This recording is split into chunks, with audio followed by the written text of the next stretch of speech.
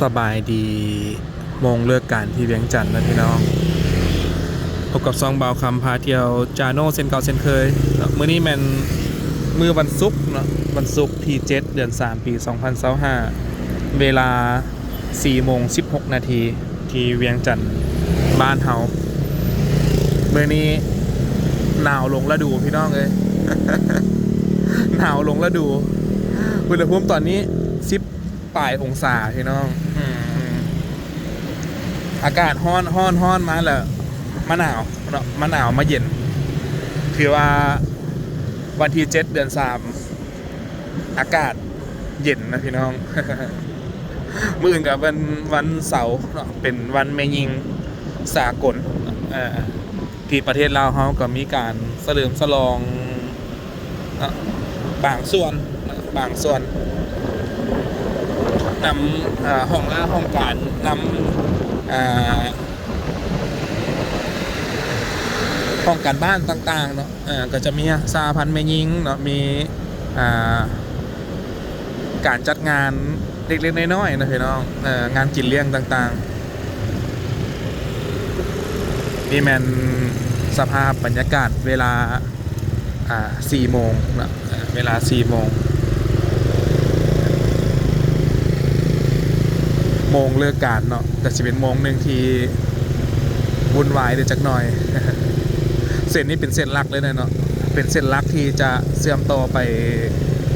ทางดงโดกเนาะเป็นเส้นทางเส้น13ใต้ว่าซั่นเนาะคันฐานับมาแต่ประตูไซได้เนาะถ้าจะเบิ่งเส้นทาง13เหนือ13ใต้เนี่ยให้เบิ่งอยู่ในแผนที่เลยพี่น้องเด้อเนาะเริ่มแต่ประตูไซเนาะก็จะเป็น13ใต้คันฐานมาทางพลเค้งเนาะ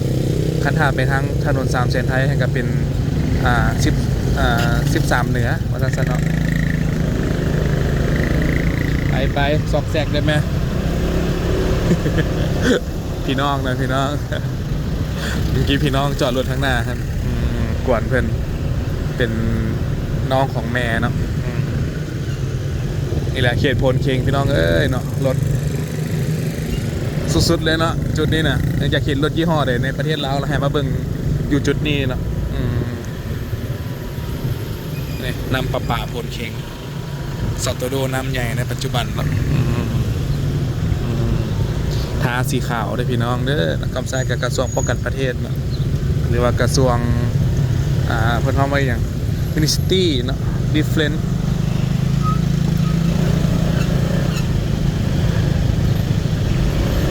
หลายคนอาจจะคุ้นกันในชื่อว่ากระทรวงกลาโหมเนาะ กระทรวงกลาโหมกระทรวงมหาดไทยเนาะคันหาเทียบในช่วงระยะก่อนเนาะ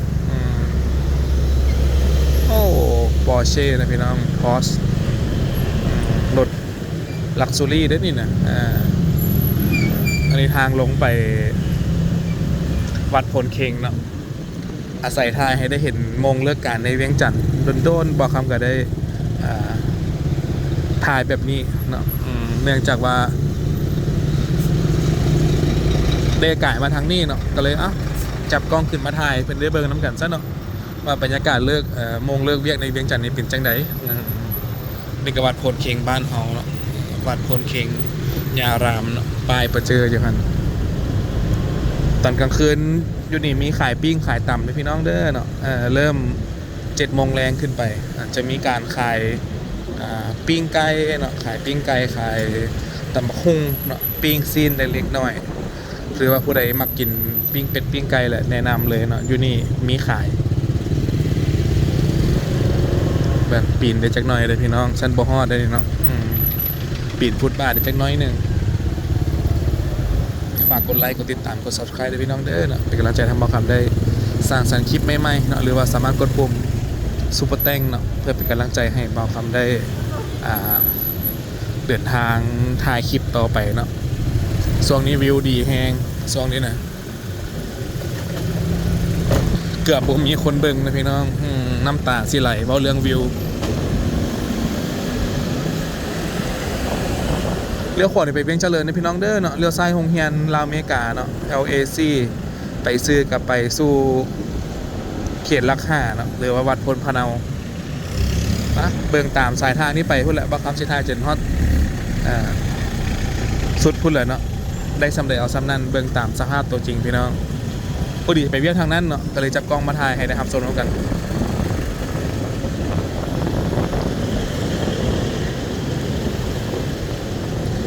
เนี่ยเริ่มมีการเปิดทางนะพี่น้องเสาไฟฟ้าฮอดใส่ทางหลวงฮอดหันเนาะขยายเส้นทางขยายแนวทางมาสั้นซะเด้ทุบออกเบิร์ดเนาะฟุตบาทฟุตเบิร์ดเพื่อเป็นการ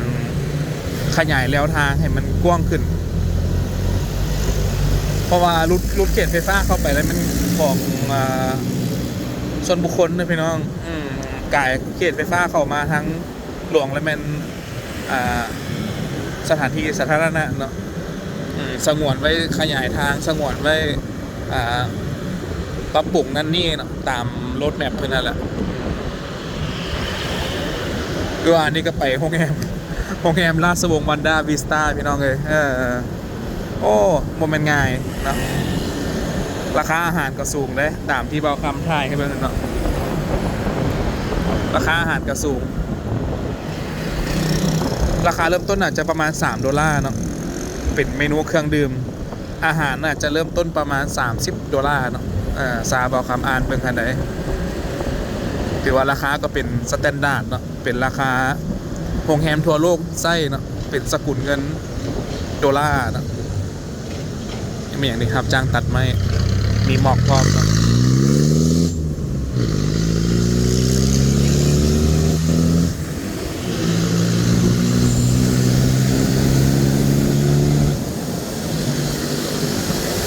โรงแรมราชวงศ์มีทั้งหมด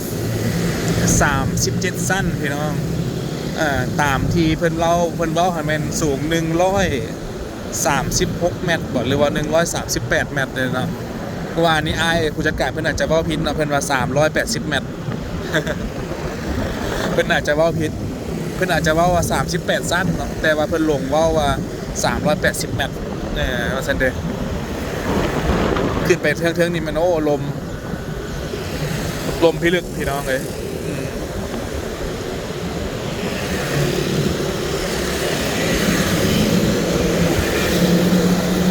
มานี่ก็แบบกับน้องบี้เนาะน้องบี้แล้วก็น้องขวัญเพิ่นส่วนไปนั่งลิ้นเนาะบ่เคยไปจักเทื่อเพิ่นก็ได้ต่างคนต่างบ่เคยไปก็ไปจอบไปเบิ่งหั่นแหละเนาะ พอได้ฮู้ได้เห็นนะว่าบ้านเฮาก็มีจุดเช็คอินนะมีจุดเที่ยวประมาณหนึ่งอันนี้ก็ขัวคนยางข้ามทางสาธารณะแห่งทมิตรของประเทศลาวหรือว่าสะพานลอยเนาะถ้าเป็นภาษาไทยภาษาอังกฤษบอกคำกับบ่ฮู้เนาะ Bridge on the way บอก ผู้ใดฮู้บอกคำได้เด้อเนาะสะพานลอยหรือว่าขัวคนยางข้ามทางในภาษาอังกฤษเพิ่นว่าจังใด ตึกอาคารเดี่ยวนะพี่น้องอันนี้โรงแรมอ่างคำในกับซ้ายมือนี่โรงแรมอ่างคำอันนี้กับโรงแรมราชวงศ์วันดาวิสตา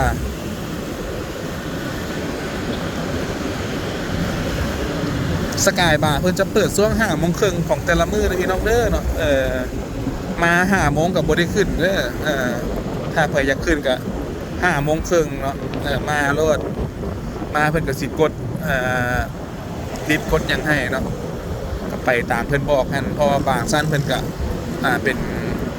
ห้องพักทั่วไปบ่จินะเพิ่นก็จะมีพี่มีน้องมีพนักงานกดลิฟต์ให้เนาะที่ถ่ายมาฝากพ่อพี่น้องทุกคนเด้อเนาะทางอยู่ในประเทศต่างประเทศนะอยู่ทางอเมริกาทางแคนาดาฝรั่งออสเตรเลียอยู่ใส่กันแล้วแต่ที่คนลาวอาศัยอยู่เนาะถ่ายมาให้ได้รับชมน้ำกันรถนี่ก็จอดอยู่ทางขึ้นนี่เลยพี่น้องเลยคันรถโบราณเนาะคันรถหลายก็จอดอยู่แคมป์มัน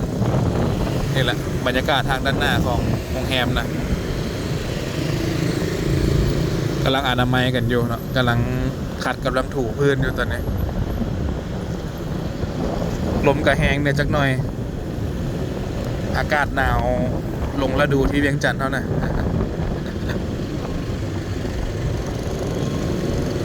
รถจักรขึ้นฟุตบาทนี่เป็นเรื่องปกติเนาะเข้าบ้านตาหลิวต้องหลิวตาตามเดี๋ยวจักหน่อยเลยเนาะสั้นแล้วบ่ได้ไปนะเพื่อนได้นี่รถใหญ่เต็มทางพูดพี่น้องรถใหญ่เต็มทางบ่สามารถซ้อนไซส์ไปได้อยู่น้ำแนวทางเนาะขนาดเป็นจอดเป็นว่างดีๆก็น่าจะซ้อนไซส์ไปได้เยอะแต่ก็เสี่ยงในการเกิดอุบัติเหตุเนาะคันแซกไปแซกมาอยู่ระหว่างกลางรถใหญ่ก็ได้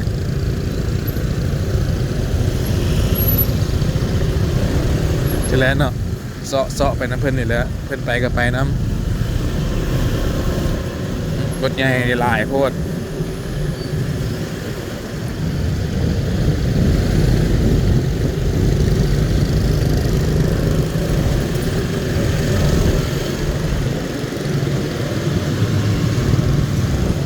อันนี้เลี้ยวขวาได้ไปน้องเมียงนะพี่น้องเด้อเลี้ยวซ้ายไปห้องหมอ150 เตียงเนาะไปซื้ออะไรมันดอนนูนเจ้าเก่าเนี่ยตำรวจเป็นการระบายรถอยู่เนาะ police traffic วะเนาะ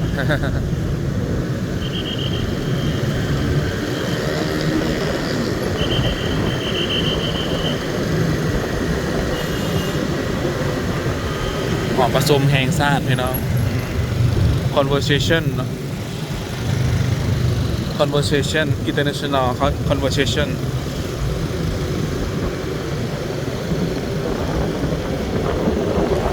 แน่นนี่เลยเนาะ คนนะคนนำไส้รถถนนเส้นทางนี่แน่นนี่เลยเนื่องจากว่าเป็นเส้นทางหลักของการเข้าตัวเมืองเนาะเข้าออกตัวเมืองก็นี่แหละเนาะถนน13 ใต้นี่แหละติด13 ใต้แต่บางช่วงเพิ่นก็ใส่ซื้อปีกย่อยนะพี่น้องถนนล้านสร้างบอกสินะถนนไก่สอนถนนสุพรรณวงศ์บอกแล้วถนนฝรั่งสวงยินอย่างต่างๆมีหลายซื้อพวกบอกคำคือโปรเจกต์หรอกแต่ว่าเบาสุฟังนะเป็นประมาณนี้นี่ก็บอลซื้อขอจีอยู่ต่อหน้าโรงเรียน SOS นะพี่น้องสถาบันวิทยาศาสตร์เศรษฐกิจและสังคมแห่งชาติตู้ ATM โอ้นับตั้งแต่เขตนี้ไปแล้วเป็นเมืองไซธานีเลยพี่น้องเนาะน้องงามเป็นหนึ่งนะที่นับตั้งแต่เขตนี้ไปนั่นแหละสุดคันหนึ่งสาวไซธานีเด็กโรงเรียน SOS ในปัจจุบันเนาะหรือว่าโรงเรียนเด็กกำพร้าโครงการบ้านช่วยเหลือเด็กน้อย SOS เดี๋ยววันหน้าบอกคำอร่อยไทยเบิ่งเนาะผู้เด็กเอ้ยอดเผากันยาอยู่ทางอเมริกาเพิ่นบอกอยู่ว่าคันเบาคำว่างแล้วเข้าไปไทยเบิ่งแน่มื้อนั้นไปแล้วบ่เห็นคนแบบบ่จักสิถามผู้ใดเลยพี่น้องคันไปไทยโดดๆเลยก็น่าจะบ่คือญาติเพิ่นเว้าให้สินะเนาะขายบักตาลพร้อมด้วยนี่ขายบักตาลบอนขายกลจักรโกโมซุขายรถขายล้างครบจนนี่เต็ม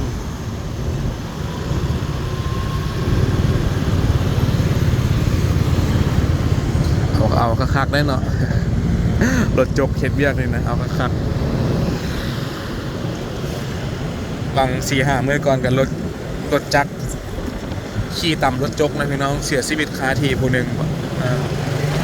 เนื่องจากรถจักรขี่ไวโคตรเนาะแซกเข้าไปบอลรถจกทันเรียบร้อย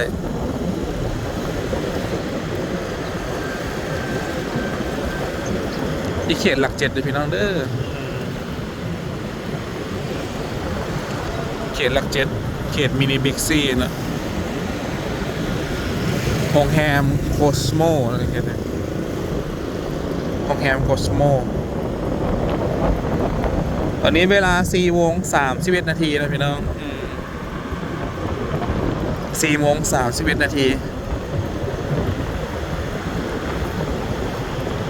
บุญมิงออโต้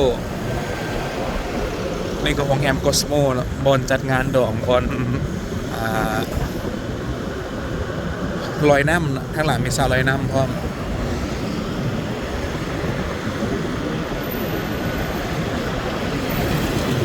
เส้นทางถ้าเพิ่นเปิดออกก็จะเป็น4เลนให้น้องจุดนี้เนาะปัจจุบันนี้ก็เป็น3เลนถ้าเปิดออกก็เป็น4เลนนั่นเองขายเบิ่งปันแล้วพุ่นเนาะเดี๋ยวมาคำพามาอัปเดตติดตามไปน้ำกัน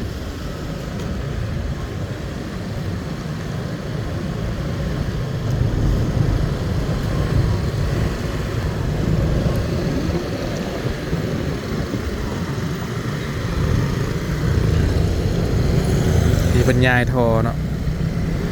คอยยกทอเนาะขึ้นรถเคนยายทอที่ปั๊มน้ำมันพาสเนาะราวเดนทอเนาะบอนหัวแคลเดนทอเดนทิสปั๊มน้ำมันพาสเนาะโค้งสวรรค์แป้งอยู่ใกล้กันนี่แหละอากาศเย็นหลายพี่น้องเนาะหนาวลงแล้วดูที่เวียงจันทร์แท้ๆเนาะอากาศจังซี่ปกติอากาศเริ่มร้อนแล้วเนาะ30ปลายองศา40องศาแต่มื้อนี้มันหนาวข่าวเพิ่นว่าฝนตกเนาะแต่ว่าบ่เห็นฝนตกเนาะบ่เห็นฝนจักเม็ดแต่ว่าอากาศเย็นน่าจะตกบริเวณอ้อมข้างนะโทเบโก SK 200นะรถจก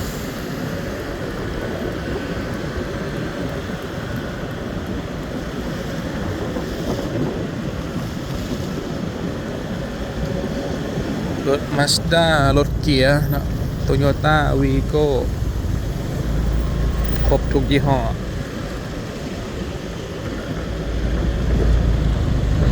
ซาไก่รถจกกำลังถมห้องพี่น้องวางท่อเนาะท่อใหญ่เติบได้อยู่นี่นะ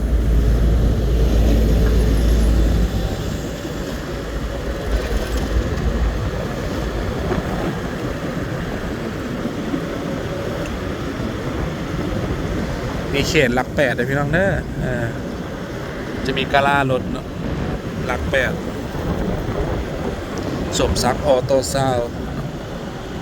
ฮานสมแปลงรถ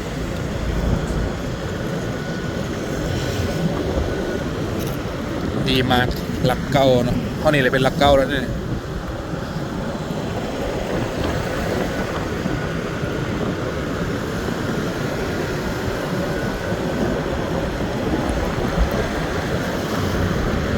อากาศเย็นจนขี้ข้านครับรถพี่น้องเนาะ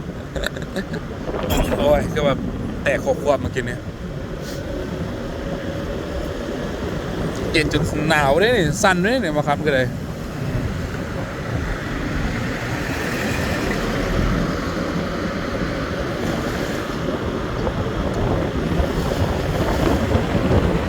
ก่อนจอดรถลูกค้าธนาคารส่งเสริมกสิกรรมเนาะ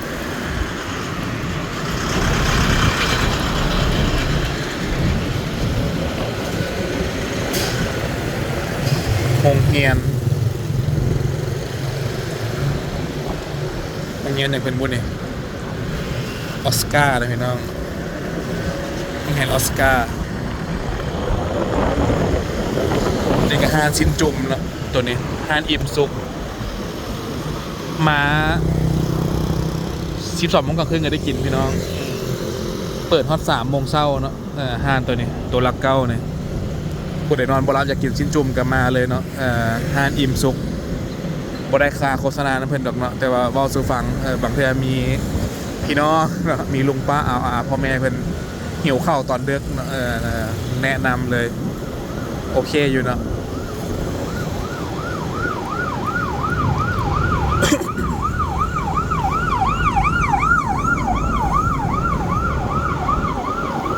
นี่ก็ BRT Bus Rapid Transit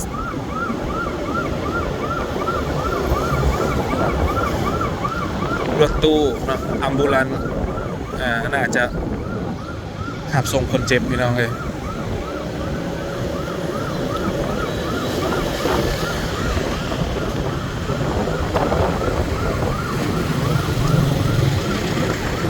ถามว่ารถติดบอก็ถือว่าโปปาดใดนะพี่น้องพอประมาณหนึ่ง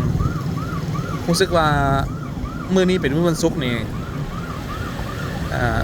รถบติดปันใดอาจจะเป็นเพิ่นไปกินเลี้ยงอยู่ห้องการบ่มันไม่ยิงหรือว่าจังไหนเนาะปกติเดี๋ยวตีแทบติดว่าได้ทางเส้นเนี่ย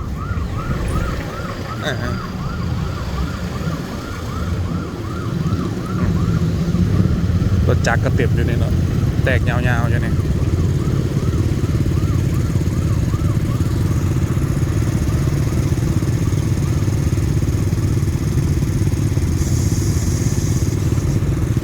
เลี้ยวขวาเนี่ยก็ไปทางถนน450 ปีนะพี่น้องเนาะออกไปทางนาแรงพุ่นละเลี้ยวขวานี่เรียกว่าคิวรถสายใต้เนาะ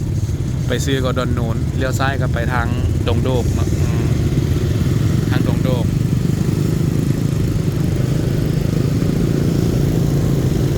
เมื่อวานมีไอ้หนึ่งเพิ่นเว้าว่าเป็นอย่างเบาคำคือโบซูมแน่เนาะขึ้นไปทางอายุโรงแรมราชวงศ์กันกล้องนั้นมันซูมบ่ได้พี่น้องเนาะไม่เป็น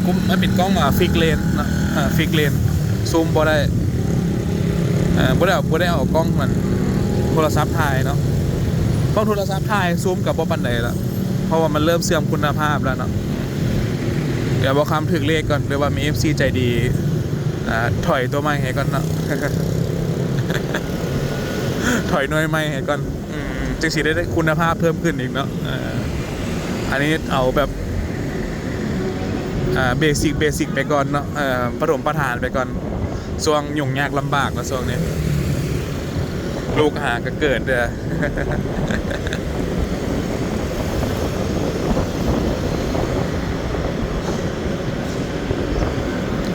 ลาวแก๊สนะพี่น้องเนาะก่อนเติมแก๊สเติมอย่างที่วันนี้แหละศูนย์รถโฟตอนเนาะศูนย์รถแปลงจากประเทศจีนเนาะโฟตอนนะ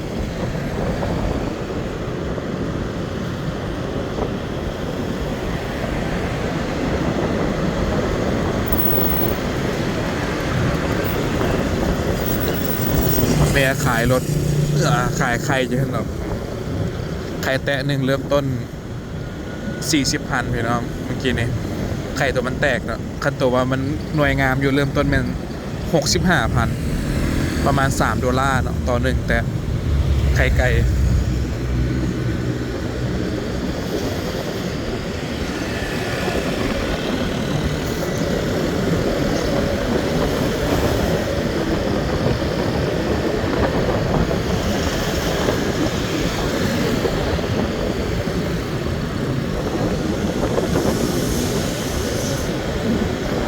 ท้องฟ้ามื้อนี้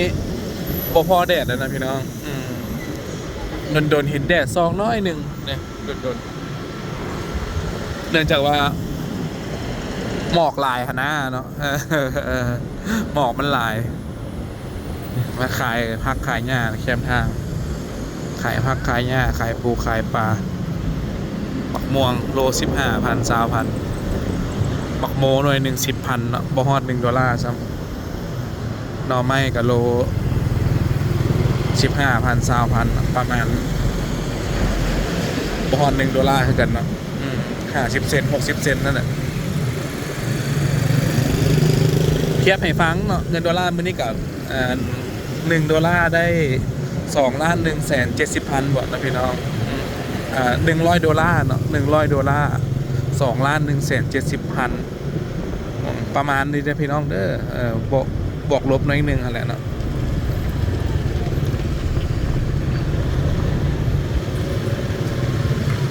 รถเริ่มติดแล้วครับเนี่ย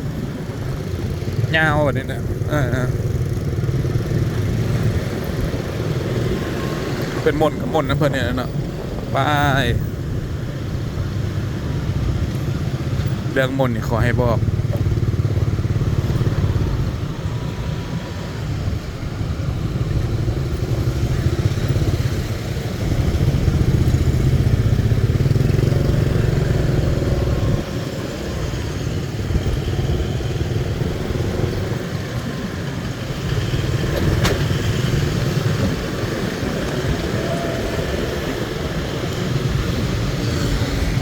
บักเกียงโล20,000เลยพี่น้องนะประมาณ$1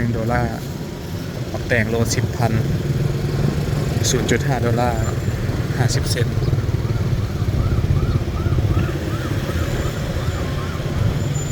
แจบคักบัดนี้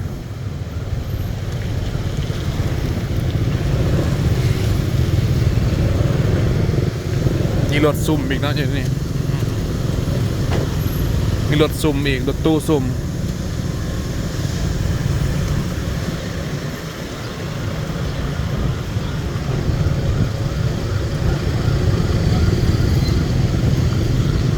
หานพรเจริญการไฟฟ้าว่าไม่ขายเครื่องไฟฟ้าได้ยังไงเนี่ย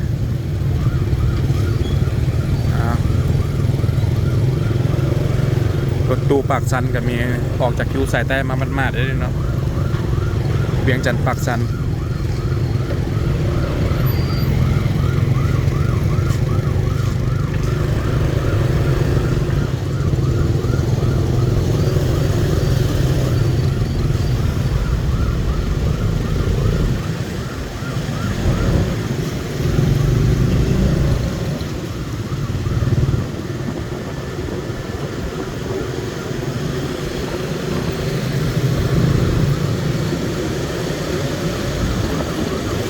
อันนี้เลี้ยวซ้ายไปหอพักซีเกมนิดน้องเด้อเนาะ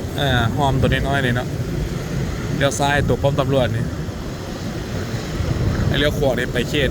บ้านดอนนูนด้วยกันเนาะหอมน้อยไปซื้อกะวงเวียนดอนนูนแล้วในรถพิเศษนะรถพิเศษตัวนี้ Resident Evil เนาะรถต้านผีสิวะResident Evil โศกทวีซุปเปอร์มาร์ทสาขาละไอพี่น้องโชคทวีนี่เนาะอยู่เวียงจันทน์นี่เป็น10 บัตเตอร์บอลเนาะโชคทวี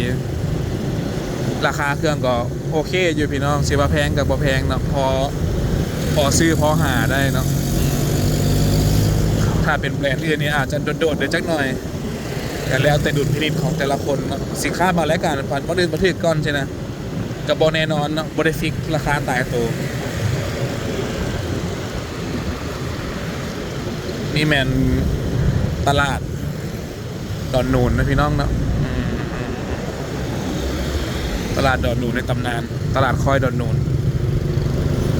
เนี่ยขายปิ้งไก่ขายหอยแครงปิ่นเป็ดปิ่นหมูแล้วครบอยู่เนี่ย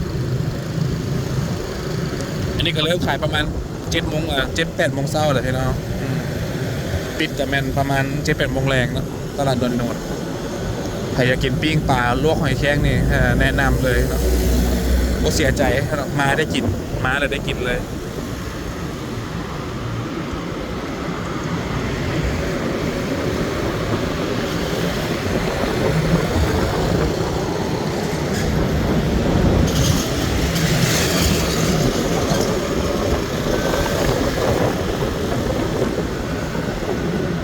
หลายคนถามว่าบอกคำถ่ายคลิปจังไหนเนาะ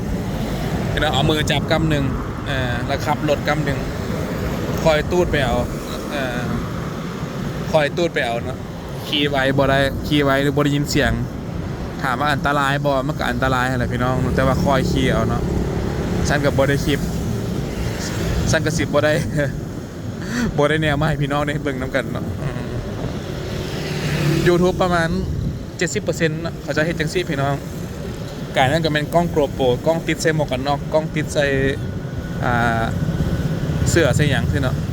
แต่ข้อเสียก็คือสิบ่ได้มุมตามเขาต้องการนะเพราะว่ามันฟิกตามบอดี้เขาเลยเนาะตามตัวเขาเลย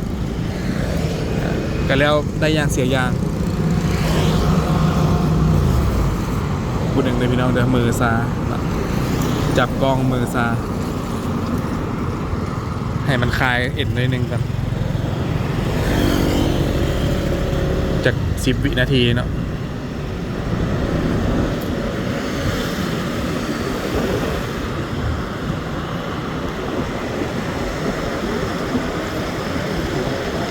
กลุ่มบริษัททางรถไฟเลข2สป.จีนเนาะขัวข้ามรถทางรถไฟแห่งทำอิฐเนาะที่เส้นทาง13ใต้เนาะจุดนี้ข้ามไปนี่ก็ไปพุ่นแล้วเนาะเขตหนองเวียงคำหนองเวียงคำเขตน้ำเกี้ยงเนาะพุ่นละซอดไปเรื่อยๆเนาะพอชายแดนลาวจีนพุ่นละเนาะบ่อติดบ่อหานพุ่นละ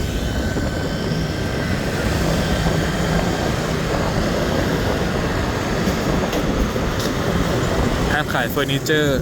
วงเวียนดอนนูน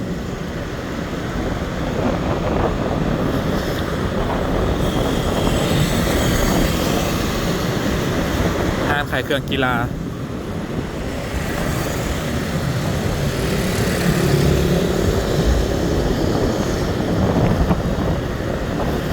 บอกคำมาถ่ายในกันร้อยเทื่อแล้วเนาะบนนี้แต่กระถ่ายให้ได้เบิ่งหน่อยหนึ่งซะเนาะให้มันสุดกบสุดปลายได้หน่อยหนึ่งไปบ้านเกิน50กิโลเมตรนะพี่น้องไปปักซันแหละ133ตามที่ป้ายเป็นบอกเลยนี่แหละมันเขตวงเวียนดอนนูนในปัจจุบันในวันที่7มีนาปี2025เนาะวงเวียนดอนนูนในพี่น้องเด้อเนาะพระธาตุเก่าบางส่วนมันก็ยังเอาไว้อยู่เนาะเพิ่นยังปะไว้ทางกลางอยู่อาจจะบอแมนบอลที่เป็นพัฒนาสิเนาะเพิ่นเลยปะไว้อยู่ในขอบเขตส่วนพอดีนะเนาะ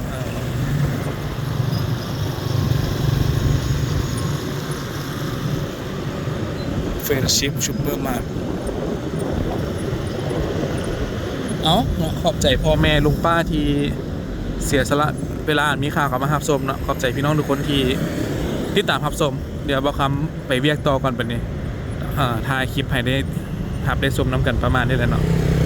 ฝากกดไลค์กดติดตามกด subscribe หรือว่าสามารถกดปุ่มซุปเปอร์แต้งให้ได้พี่น้องเด้อเนาะเป็นกำลังใจให้บอกคำได้สร้างสรรค์คลิปใหม่ๆเนาะหรือว่าสามารถโอนเงินเนาะผ่าน QR code อยู่ในท้ายคลิปนี้ทุกธนาคารในประเทศลาวเนาะสามารถโอนจ่ายได้นะพี่น้องขอให้พี่น้องทุกคนโชคดีนะขอบใจที่สนับสนุนเบาคำเสมอมาด้วยพี่น้องเด้อนะมาทางหัวปิดแล้วเวจักจานสบอสเนี่ยโชคดีพี่น้องบ๊ายบาย